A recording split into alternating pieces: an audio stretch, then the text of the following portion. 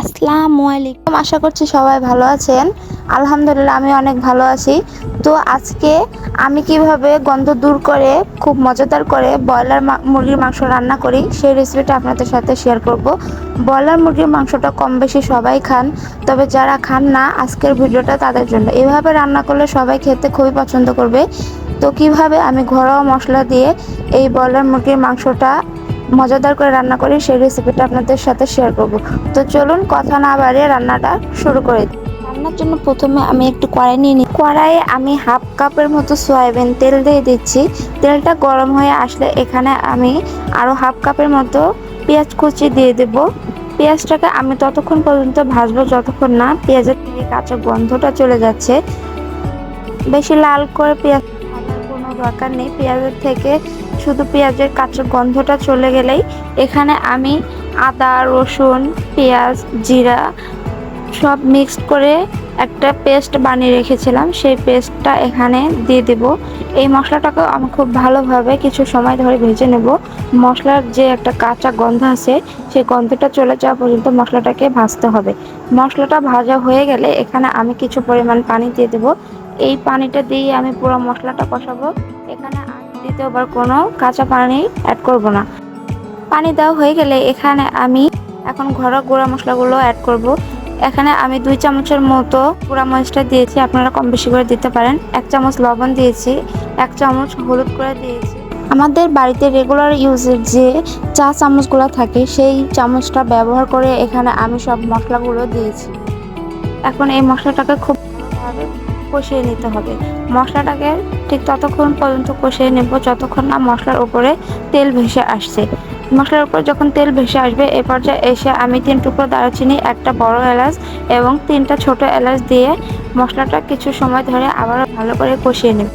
মশলাটা যখন ভালোভাবে কষানো হয়ে যাবে এ পর্যায়ে এসে আমি সেই ব্রয়লার মুরগির মাংসটা দিয়ে দেবো। এখানে আমি প্রায় 1 কেজির মতো ব্রয়লার মুরগির মাংস নিয়েছি। আমি সেই পরিমাণ অনুযায়ী মশলাগুলো দিয়েছি। আপনারা আপনাদের মাংসের পরিমাণ অনুযায়ী মশলাগুলো দিয়ে নেবেন। মাংসগুলো দেওয়ার পরে অবশ্যই মশলার সাথে খুব ভালোভাবে মাংসগুলোকে মেশাতে হবে। এই পর্যায়ে এসে মাংস কোনো আলাদা পানি অ্যাড করার দরকার নেই। মাংসের যে নিজস্ব পানি আছে সেই পানিটা দিয়ে মাংসটাকে কষানো হয়ে যাবে। ব্রয়লার মুরগির মাংস এমনিতে সিদ্ধ হতে বেশি সময় লাগে না। তো আমি প্রায় 20 মিনিটের মতো ঢাকনা দিয়ে মাংসটাকে রান্না করে নেব। 20 মিনিট পর ঢাকনা খুলে দেখেন মাংস থেকে অনেকটা পানি বের হয়েছে। আর ব্রয়লার মুরগি রান্না করার সময় আমরা অনেকেই ব্রয়লার মুরগির চামড়াটা নিতে চায় না। তো আপনারা যদি চামড়া নাও খান সেই ক্ষেত্রে চামড়াটাকে নেওয়ার চেষ্টা করবেন, কারণ চামড়ার যে তেলটা আছে এটা মাংসের টেস্ট অনেক অংশে বাড়িয়ে দেয়।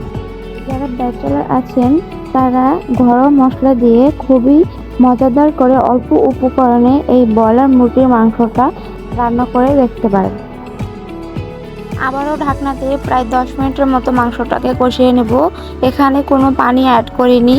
মাংসের যে নিজস্ব পানি আছে সেই পানিটা দিয়ে আমি মাংসটাকে কষাচ্ছি। অবশ্যই লো হিটে মাংসটাকে কষাতে হবে। 10 মিনিট পরে ঢাকনাটা খুলে মাংসটাকে খুব ভালোভাবে নাড়াচাড়া করে দিব। আর এই অবস্থাতে আর ঢাকনা দেব না, নাড়াচাড়া করে মাংসটাকে কষাতে হবে। মাংসটা কষানো হয়ে গেলে এ পর্যায়ে এসে গরম পানি অ্যাড করব। মাংস অবশ্যই গরম পানি দেওয়ার চেষ্টা করবেন, এতে মাংসের টেস্টটা খুব ভালো আসে।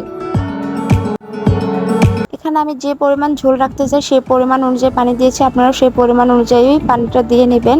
তো মাংসটাকে এখন আমি প্রায় 30 মিনিটের মতো আবার ভালোভাবে রান্না করে নেব।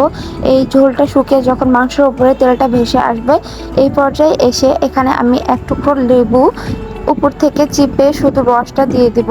বেশি দেওয়া যাবে না, বেশি দিলে লেবুর রসটা টক টক লাগবে মাংসটা খেতে। তো লেবুর রসটা দেওয়া হয়ে গেলে এখানে আমি ধনিয়া আর জিরা গুঁড়া ভেজে গুঁড়া করে রেখেছিলাম সেই গুঁড়াটা এখানে 1 চামচের মতো দিয়ে দেবো। এই যে ধনিয়া আর জিরা গুঁড়া এটা দেওয়ার কারণে মাংসের টেস্টটা অনেক বেড়ে যাবে।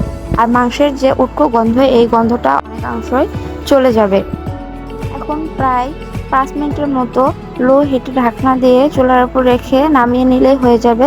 তো আমাদের এই ঘরোয়া মশলা দিয়ে মজাদার ব্রয়লার মুরগির মাংস রান্নাটা আপনাদের কাছে কেমন লেগেছে অবশ্যই জানাবেন, আর আমাদের চ্যানেলটা অবশ্যই সাবস্ক্রাইব করে দেবেন।